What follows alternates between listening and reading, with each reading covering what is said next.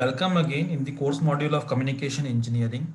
So in the previous lecture, we have seen the basic sampling process in which I have already discussed about the ideal impulse sampling and sampling by using the rectangular pulse stream. Okay.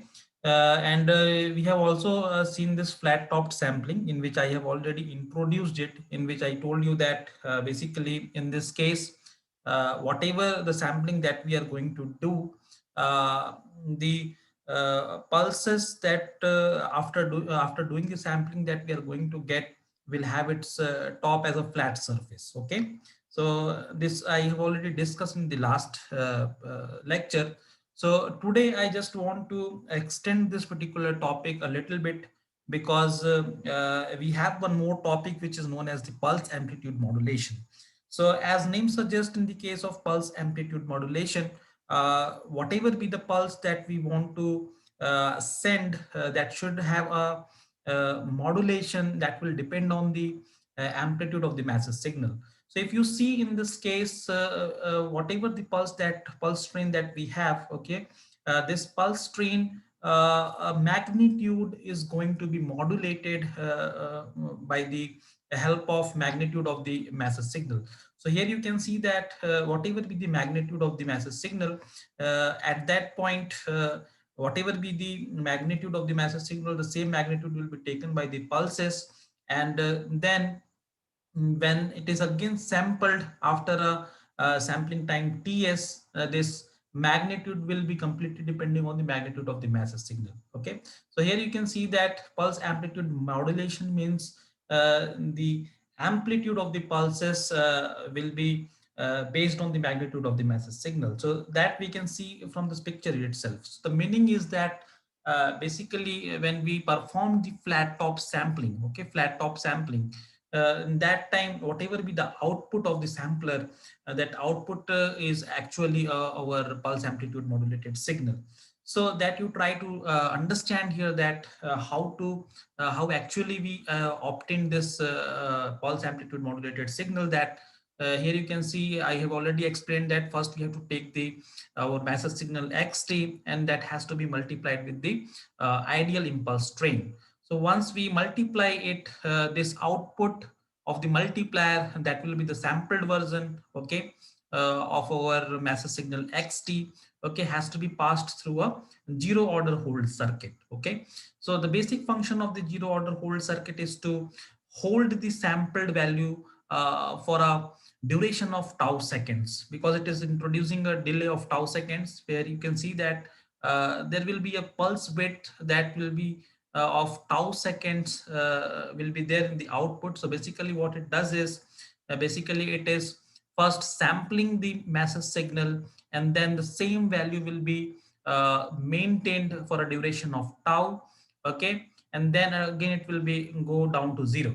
Again at this point, after ts second, another impulse will come. Okay, and that impulse should be again taking a magnitude as per the magnitude of the message signal, and that particular magnitude will be maintained for a duration of tau second. So this is what is the function of our zero order hold circuit.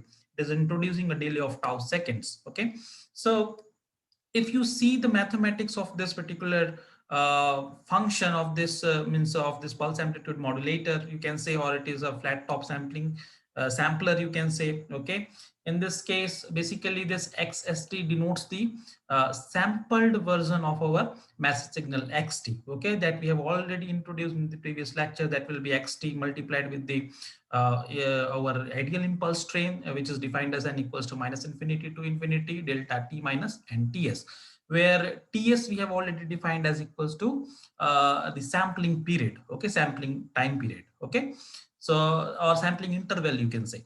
So once we obtain this sampled version of our message signal xst, then this xst has to be passed through a zero order hold circuit.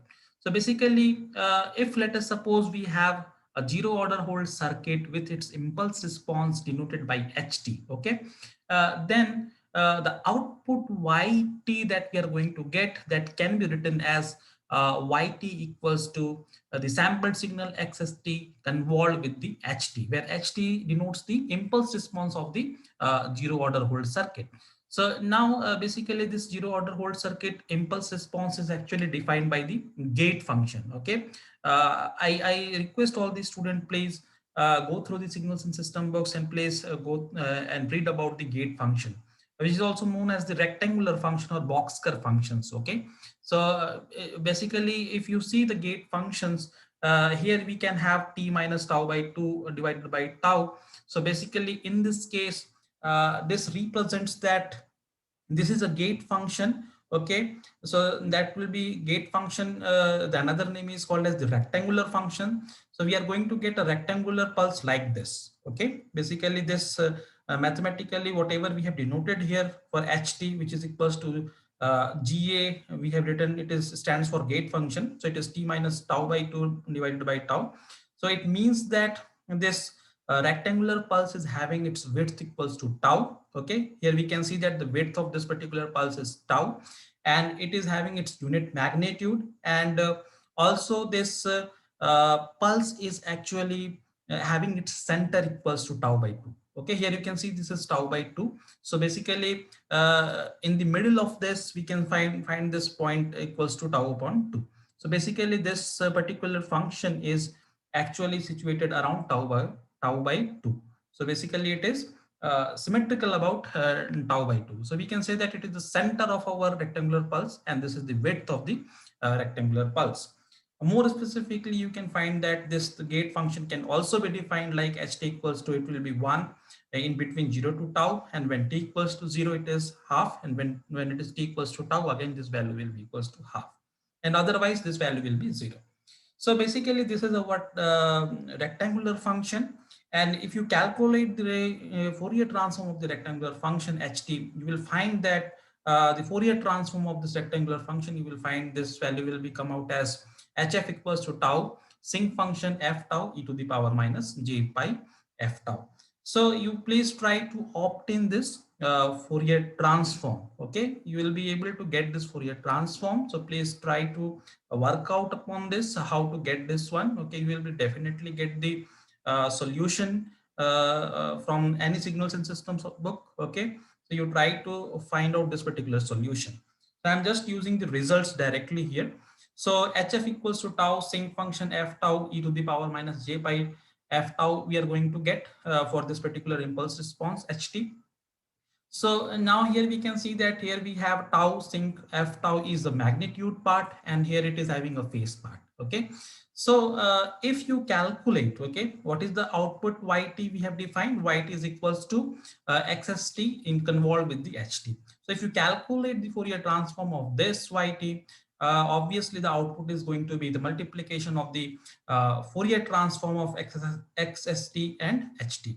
So if the Fourier transform of xst equals to xsf, and if it is ht is having its Fourier transform equals to hf, then it will be the multiplication of the two in the Fourier in the frequency domain. So it will yf, we can get it as xsf multiplication with the hf. And now basically from this the equation of the hf, what we can understand here is it is having a certain magnitude part which is frequency dependent. Okay, where you can see that the sinc function is a frequency dependent function. Okay, and here we also introducing a certain delay from this particular transfer function. Okay, whatever be the Fourier spectrum that we are going to get, so whenever we pass this sampled version of our passive signal through a zero order hold circuit, whose transfer function, whose impulse response is this, then due to this circuit, we are going to introduce a certain amount of delay that will be provided by our zero order hold circuit. So that delay is actually, if you calculate the actual delay that we are going to get is about tau by 2, because we have to multiply 2 here and then we have to divide 2. So you will be getting it this value equals to minus j 2 pi f tau by 2. So basically this zero order hold circuit is actually going to introduce a delay of tau by 2, and it is also going to introduce a certain amount of amplitude distortion because of this particular factor. You remember our YF will be the multiplication of this 2, okay? It is XSF and multiplied with the HF. And because of this nature of the HF, okay, we are going to introduce a certain amount of amplitude distortion. That will be clear in the next slide. So because we already seen what is the form of XSF, okay, we have already calculated in the previous lecture, okay, so that I will plot I have already plotted in the next slide, so I will show you. So this is actually going to multiply with the HF, okay, and because of the nature of the HF, there will be some amplitude distortion is going to be occur, okay. So basically to get the flat top, okay, to get the flat top for pulse amplitude modulated signal, we are going to introduce the amplitude distortion as well as the time delay of tau upon 2. So basically, whatever be the distortion, okay, that we are going to get due to holding of the pulse constant, okay, whatever be the pulse we are going to get, we are holding it for a duration of tau. So due to this holding of the pulses, whatever be the distortion that we are going to introduce into the signals, okay, that is referred to as the aperture effect. Okay, you remember that this is one of the phenomena that is going to be occurred in the case of generation of the pulse amplitude modulation, in which due to the holding of the pulses constant, there will be a certain distortion that is going to be appear in the signal, which is known as the aperture effect. Okay, so now let us see what is the form of XSF. Okay, so we have already seen it in the previous lecture. Just for your convenience, I am just showing it again. So we have defined YF equals to XSF HF, okay, and this was the form of XSF, okay, we have already seen in the previous lecture. So it is 1 upon TS, it is n equals to minus infinity to infinity, and it will be XF minus NFS, okay, we have already seen it, okay, in my previous lecture. So then you can see that it is the shifted spectrum of our message signal, okay, and it is shifted around Fs, 2Fs, 3Fs, minus Fs, minus 2Fs, and minus 3Fs, and so on. So that will be our spectrum. In this spectrum, I have already shown you is, in the previous lecture. So again, I am repeating here. So you can see if this is our message signal XF, then due to the multiplication of the ideal impulse train, our spectrum of the sampled signal will be shifted around Fs to 2Fs and so on, and that can be shown like this. Okay, it is shown here in this particular picture. Okay, so this will be our sampled version spectrum. Okay, sample version signal. Okay, and its spectrum is here. So now this spectrum is actually going to multiply with the this particular Fourier transform HF. Okay, which is the spectrum of our zero order Hall circuit. So I have already shown you the expression for the HF. Okay, it is tau sinc f tau e to the power minus j pi f tau. So if you plot the magnitude response of this HF, the magnitude response of the HF, you are going to get something like this. Okay, something like this. Okay, because it is a sinc function, so there will be a variation of sinc. There should be a variation of sinc. Okay, so you will find that if you don't calculate this magnitude part, you are going to get a sinc function. Okay, so here you are going to get this part will be going down like this, and again it will be going up like this. Okay, so this way it is going to be extending towards infinity. And you remember that when the frequency content is increasing, okay, when we increase the frequency, then this is called as the major lobe. Okay, and these all are called as the side lobes. Okay, and generally the magnitude of the side lobes are very small as compared to the major lobes, and it is sometimes it is also means very insignificant. Okay, so this is our magnitude response of our zero order Hall circuit. Okay, so here you can see the magnitude written it as equals to capital T. Please make it correct. Okay, I have taken this picture directly from the book, but the magnitude here should be tau. Okay, so that you remember it should be tau. Okay, and accordingly you have to change these values. Okay, because it is not 1 upon T, it should be 1 upon tau, 2 upon tau, 3 upon tau, and so on. So that will be our magnitude response of the zero order hold circuit. Now, if you remember, if you can see that because we are multiplying these two signals, okay, in the frequency domain, XSF multiplication with the HF, okay. So basically we are multiplying this Fourier transform with this Fourier transform, okay. So obviously we can understand that because of this multiplication, okay, we are not multiplying with anything like rectangular function, okay, but it is having a certain this type of form, okay, which is our sinc form, okay. This is a sinc function, so it is having a sinc variation. So because of this variation, if you multiply this two, the multiplication will have a certain error, okay. Definitely it is going to have a certain error, okay, because we are introducing a certain error because of the zero order hold circuit. So now if suppose if we multiply these two signals, okay, that will be the output of our zero order hold circuit, okay. So how to demodulate such signals when we have this type of product, okay. Then to reconstruct or demodulate of a pulse amplitude modulated signal, or you can say a flat top sampled signal, then that pulse amplitude modulated signal that is denoted by YT, okay, I have already denoted it by YT, okay. Here it is in the picture, it is written as ST, please make it correct, it should be YT, okay. So we have to pass this YT through a first reconstruction filter. So this reconstruction filter is nothing but a low pass filter, okay. It is again a low pass filter with some magnitude response shown like this, okay. It should have a certain magnitude response, something like this, okay. So basically it is having its pass band in between minus W to W, which is a flat in nature, and then we are having a certain transition band. So basically within this minus W to W, the product of this two is going to be passed, okay. Within this pass band, this product is going to be passed. So you can see that as I told you that this side lobes are insignificant, okay. Side lobes are insignificant, only major lobe is containing the most of the spectral power, okay. Most of the power content will be available in the major lobe.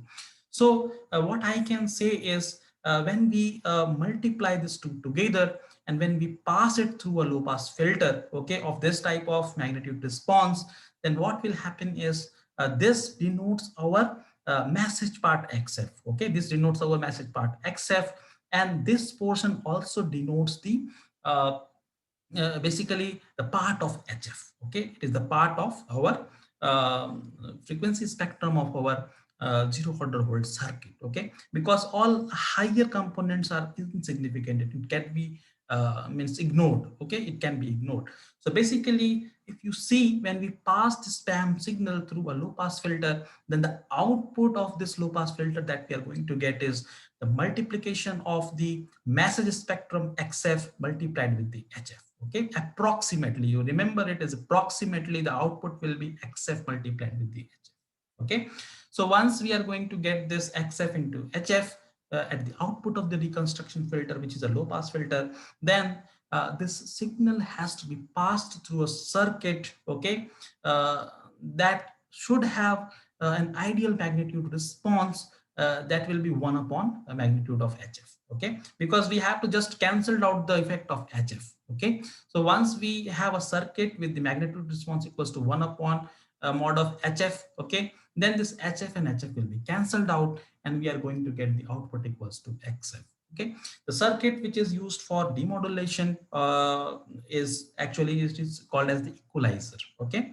So equalizer will generally have this type of frequency response. So I'm not going to plot the frequency response here, but we can do the analysis, okay. The analysis is possible, fine. So just remember that it is something like just to cancel the effect of the HF, okay. So that the cancel, it will cancel the effect of the HF and we are going to reconstruct back the original message signal XF, which is our message signal. So again, you just make it correct. Here it is message signal is denoted by MT, but in our case, I have taken the message signal equals to XF. So that way we are going to like demodulate our pulse amplitude modulation. So I hope this discussion must be clear. You must be able to understand how the same flat topped sampling or sampled signal is also known as the pulse amplitude modulation. Okay. Now, now today I'm going to discuss one more important topic, okay, which is our quantization process. So as I said in my previous lecture that the basically to convert a analog signal into a digital signal, we need to perform two basic steps, in which the first step is the sampling process, in which we perform the time discretization of the signal.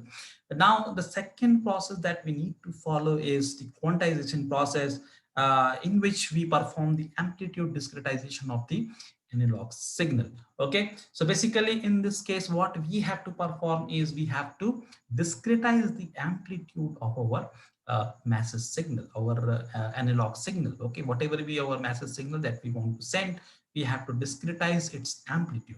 So how to perform it, that we have to look at in this particular lecture. So try to understand, let us suppose that we have any arbitrary signal which is denoted by MT. Okay, let us say we have any arbitrary signal which is denoted by MT. Okay, so let us say that this massive signal is having its maximum amplitude equals to MP. Okay, it is not more than MP, and its minimum amplitude is equals to minus MP.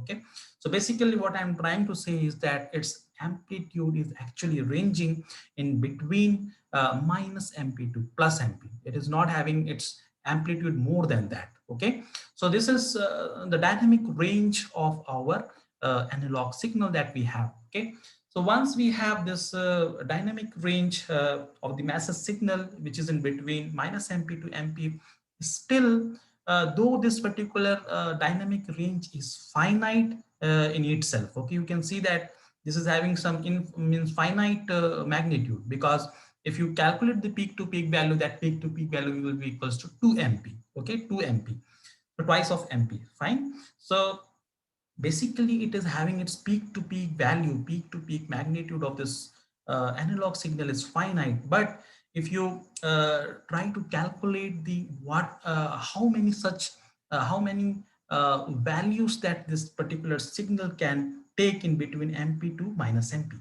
Okay, so if I ask you how many such values it can take between MP to minus MP, then there will be infinite such values these signals can take in between MP to minus MP. The reason is this is a continuous time signal. Okay, it is an analog signal, it is a continuous time signal. Okay, so basically because it is an analog signal, it can take any value. Okay, a very small value it can take, a very small variation. Okay, so therefore we can have that there can be an infinite number of samples in between MP to minus MP is possible. Okay, infinite number of samples is possible. Okay, because it is an analog signal, right? So now if we want to make the values that this signal MT can take as a finite number. Okay, if you want to make it a finite number, okay, how to make it a finite number? Because basically when we want to convert an analog signal into a discrete signal, okay, there should be a finite levels only. Okay, the signal should have only finite levels, it should not take infinite levels. Okay, so here we are just we have to think of how it can be performed. Okay, so let us suppose that if we want to divide this amplitude of the MT, okay, which is varying from minus MP to plus MP, into uniformly spaced finite levels. Okay, finite levels. So let us say the finite levels is equals to L. Okay, so we want to divide this particular means signal into L equally spaced or uniformly spaced finite levels. Then how this L can be calculated? Okay, so basically if we want to calculate the number of finite levels, then first of all we have to talk about what is the dynamic range of this particular signal. So this dynamic range is nothing but the maximum amplitude of our massive signal MT minus minimum amplitude of our massive signal MT, and divided by the uniform spacing that we want, or this is also called as the step size. So basically here you can see that what we have done is we have performed like, if this is our zero axis, okay, here it is our zero axis, then at the delta spacing, okay, let us suppose that we define the first level. Okay, so that is defined uh, after a distance of delta. Okay, so let us say that this spacing is equals to delta. So another delta spacing is in between these two lines. So this is represents 2 delta. So basically this distance represents delta.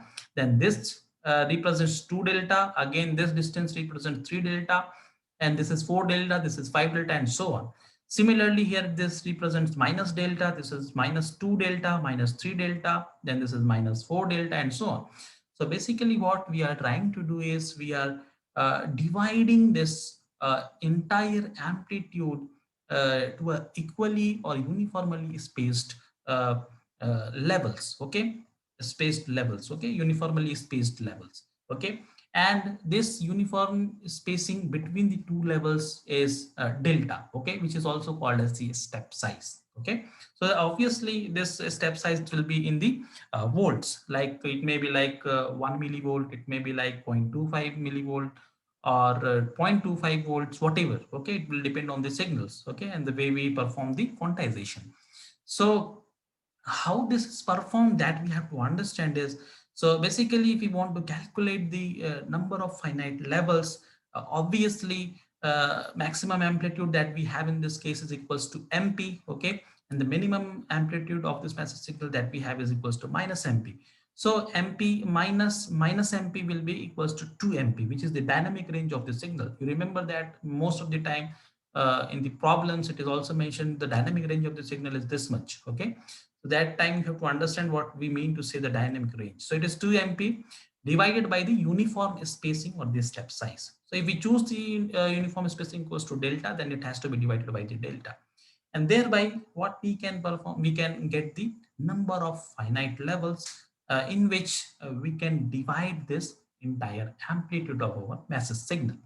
So you remember that basically what we do is when we divide, okay, when we divide this particular masses signal into a finite levels. Okay, when we divide into a finite levels, we need to follow a certain criteria. For example, in this case what we can see is when we are a masses signal, if you see basically first of all we need to perform the sampling. Okay, so once we perform the sampling at a regular interval of time, or which is also called as the sampling time, okay, we have to take the sample of our message signal. Now, that sampled signal, okay, has to be passed through a quantizer, and then the quantizer will decide what should be the magnitude of that particular sampled signal. Okay, because we have to make it a approximation of that particular sampled value. For example, in this case what we can see is, let us suppose that we had taken a sample at this point. Okay, if we have taken the sample at this point, so in this case how we perform the quantization, that we have to understand is whatever be the sampled value in between 0 to delta. Okay, if anything that will falls under or in between 0 to delta, okay, that will be rounded off around the delta by 2. Okay, that has to be brought to delta by 2. Okay, so there will be another level that we have to define in between 0 to delta, and that value will be equals to delta by 2. So what I mean to say that, let us suppose if we perform a sampling. Okay, once we perform a sampling and if we take a sample at this point, suppose if I take a sample at this point, and let us say this is our sample value at this point. Okay, then this particular point has to be brought to delta by 2 level. Okay, whether it is greater than delta by 2 or if it is less than delta by 2 doesn't matter. Okay, if it is falling in between 0 to delta, then that voltage level has to be brought to delta by 2 level.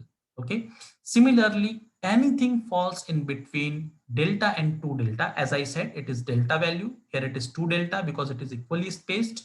So whatever the magnitude of the sampled version, okay, anything in between, okay, anything in between has to be means has to be brought to, like, which whatever be the value of the sample signal in between delta and 2 delta, then that value has to be brought to 3 delta by 2. Okay, that should be in the middle of this two line. Okay, so here we have one line, another one line is this one.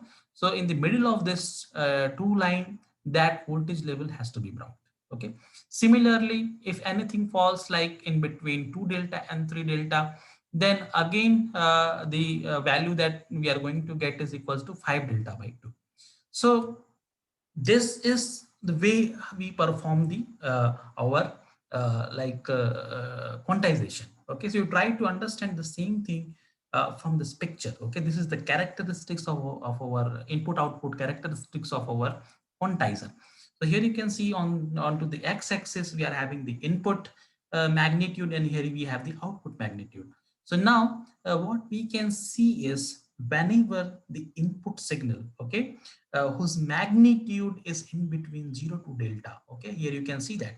Okay, whenever the sampled signal of the input signal is having its magnitude equals to means in between 0 to delta, this value has to be quantized to a level whose value will be equals to delta by 2.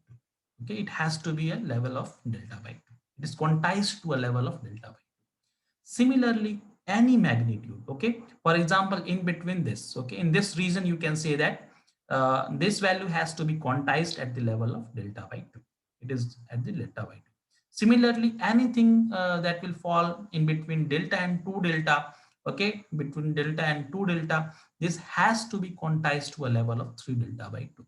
So here again, you can see it is delta and this is 2 delta. So these all ranges are going to be means quantized at the level of 3 delta by 2. Similarly, you can see again in between 2 delta and 3 delta, okay, this level has to be quantized at 5 delta by 2. Similarly, at the negative side, you can see that whenever the signals is having its input voltage in between 0 and minus delta, it has to be quantized to minus delta by 2. Whenever it is from minus delta to minus 2 delta, then it has to be quantized to a level of minus 3 delta by 2. Okay, so this way we perform the quantization, and we are going to get the a finite number of levels that a particular signal can take. Okay, in between its dynamic range minus MP to plus MP. So now you try to understand that whenever a signal, for example, a signal is near about this line, okay, suppose that any signal is very much close to delta, okay. Let us suppose it is very much close to delta, but that amplitude, okay, that magnitude has to be brought to delta by 2. Okay, that magnitude has to be brought to delta by 2.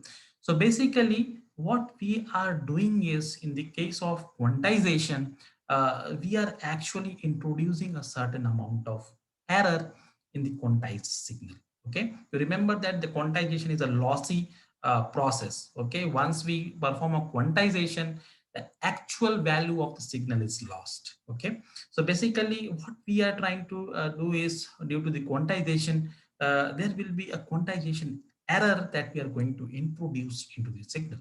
So how it is introduced, that we have to understand, because once we perform the sampling, the sampled signal will give you the actual value of the signal, right? So that will be giving you actual value of the signal, whatever be the sampled signal. Now, because of the quantization process, okay, we are going to get a quantized value. Okay, so basically actual value minus quantized value will give you a certain amount of error, which is known as the quantization error. So here I am just denoting this actual value is same as the sample value of the message signal minus the quantized value of the message signal. Okay, and the difference between the two will give you the quantization error. Okay, so I hope you must be able to follow, but if you are having any doubt, the doubt should be clear in the next slide. Okay, you try to again see how we are actually performing this quantization. Okay, so as I said that first we need to perform the sampling. Okay, so let us suppose that we perform a sampling. Okay, so let us say this is our any arbitrary signal, our message signal, and we are performing the sampling. So once we perform the sampling over here, okay, we can see that here we have taken the sample. Okay, then we have taken the sample at this point at a uniformly spaced time interval, okay, which is our sampling time or sampling interval. So at each sampling interval, we are going to take this sample values. Okay, so we are going to take this sample values. Fine. So these are the actual samples that we are going to get. Now, if we understand, if you understand this, let us suppose that whatever we, let us suppose that the quantizer is actually means designed in such a way that if anything, okay, any voltage level that is falling in between a -1 to +1 should be brought to zero. Let us suppose this is the way we designed our quantizer. Let us suppose, okay, then anything in between 1 to -1, it has to be brought to zero.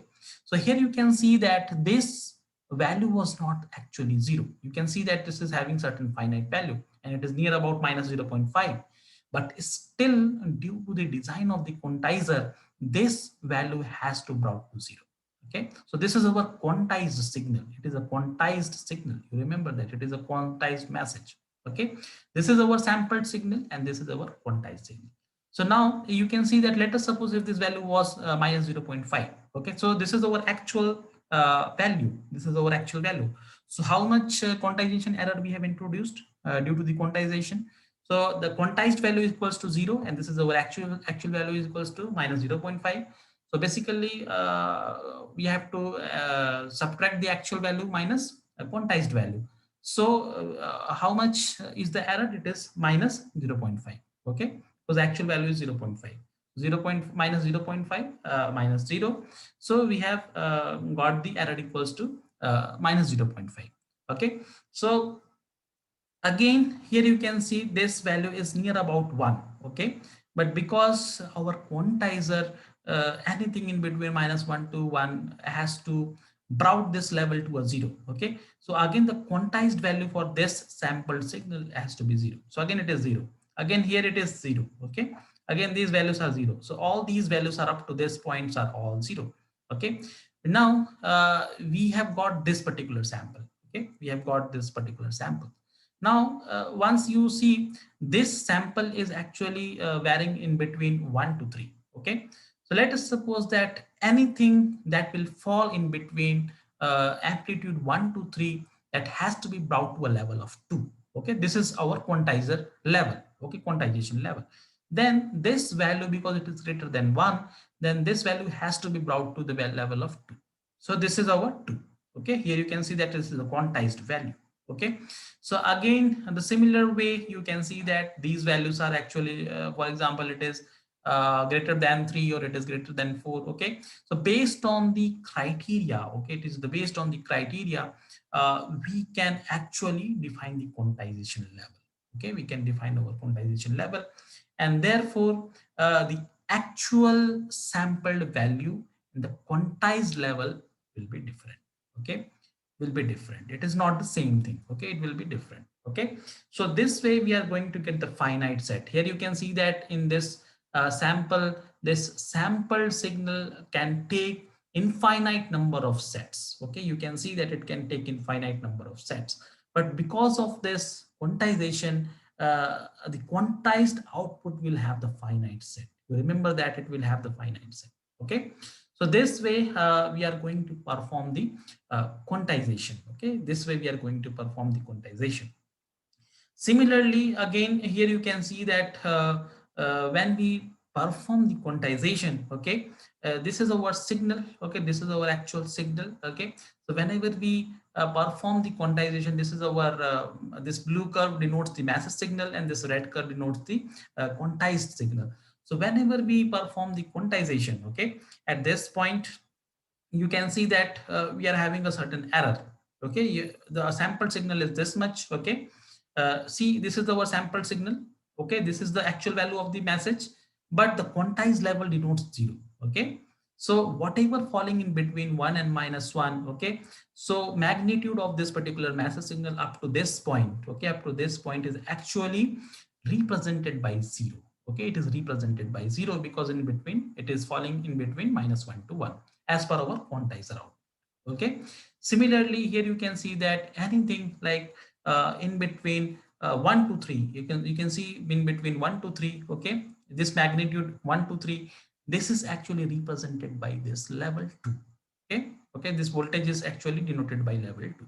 So here you can see that here we have this level, okay, -2, then we are having 0, then we have another level equals to 2, then another level equals to 4, and so on. Okay, and this is our quantized level. Okay, so now you can actually calculate the error. Okay, as I said, that it should be actual value minus the quantized value. So here you can see that this is our actual value, this is our quantized signal. Okay, so it is actually following the same curve that our message signal is following. Okay, it is following the same curve because it is 0.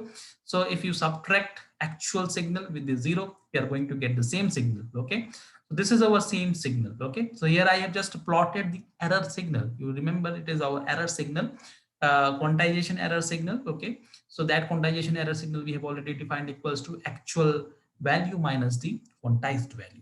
So this way you can just try to follow it everywhere. You are going to get this type of error in the signal. Okay, sometimes the error may be 0 because here you can see that the sampled signal is again 0, and again at this point the sample signal is 0.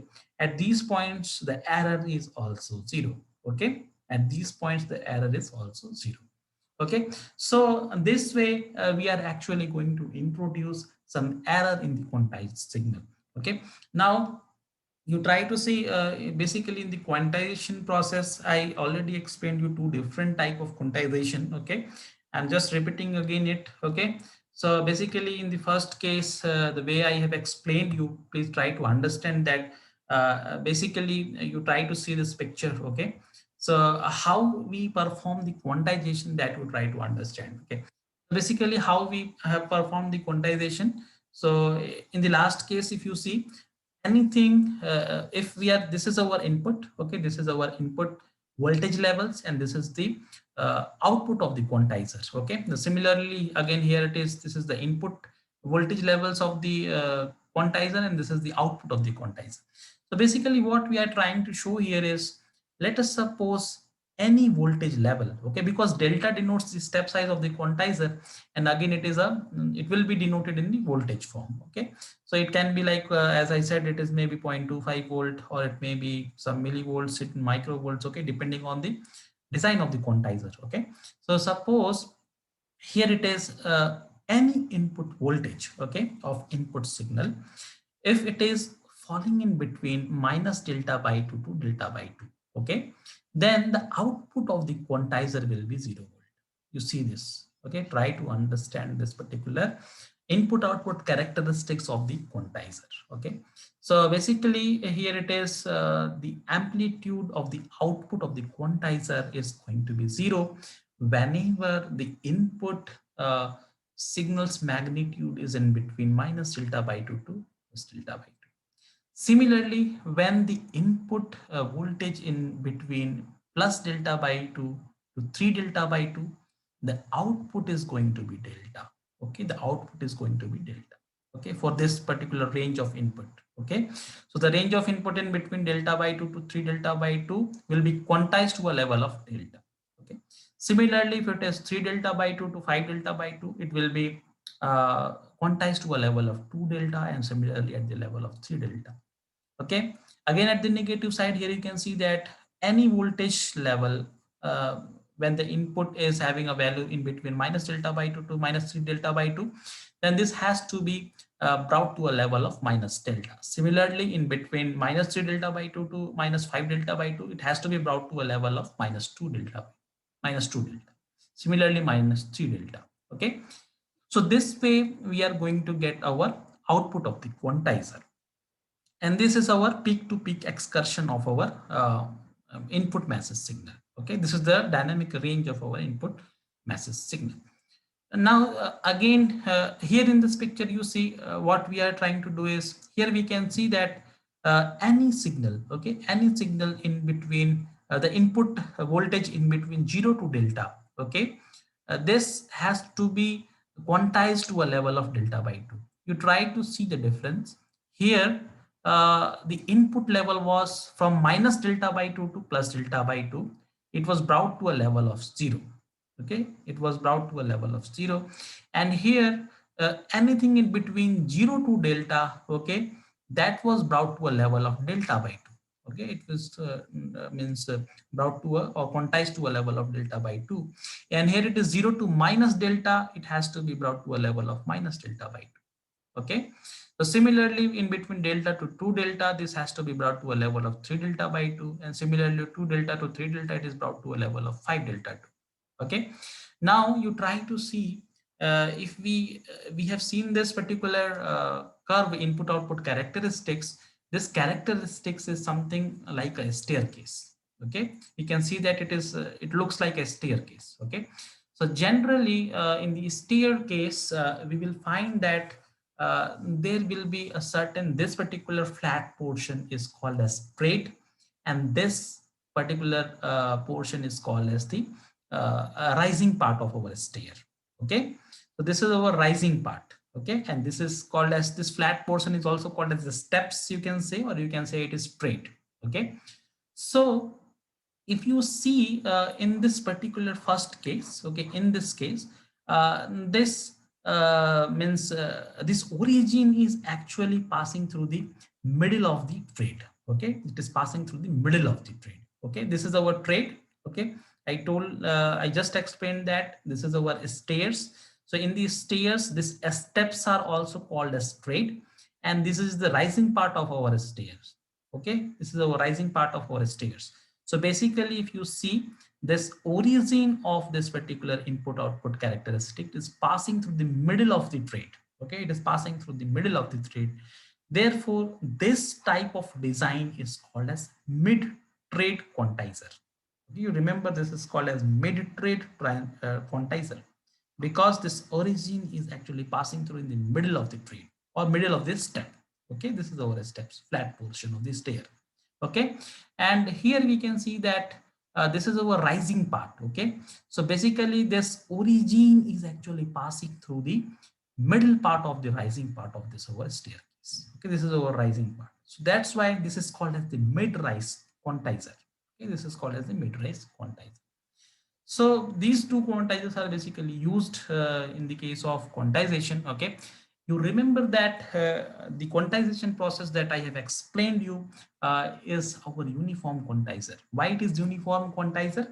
Because our step size delta is constant. Okay, it is a uniform step size. Okay, this step size is not a variable, it is a fixed step size, it is a constant value.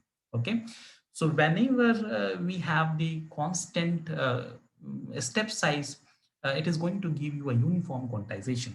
So there may be a possibility that the step size will be a variable, and that time it is called as the non-uniform quantization. Okay, so remember that whatever I have explained till now, it is a uniform quantizer. Now again, you can see this, we can calculate the quantization error from this input output characteristics. Okay, so how it can be calculated? I told you that the quantization error can be calculated by actual minus quantized value.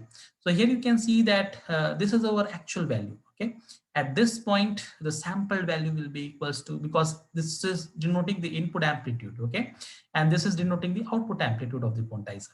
So this is the sample value at this point is equals to 0, and the quantized output is again 0.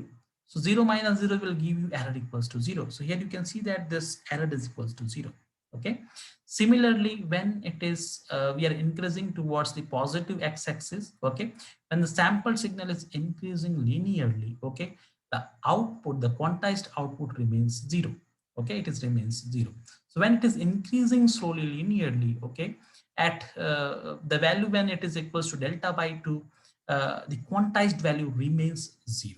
Okay, so basically this error is increasing slowly, and when it is reaching to delta by 2, the maximum error that we are going to get is equals to delta by 2, because the actual value of the input signal is equals to delta by 2, but the quantized output is equals to 0. Okay, it is 0.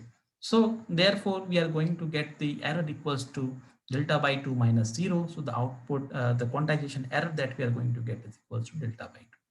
So this way again you can subtract here. Okay, here the sampled signal is equals to minus delta by 2. Okay, the actual value of this signal, and the output of the quantizer is equals to 0, and therefore if you subtract, we are going to get the output equals to quantization error equals to minus delta by 2, and therefore we are going to get this type of curve. Okay, again when the sample signal is just near about delta by 2, or if it is a little bit greater than delta by 2, you can see that the output is going to be delta.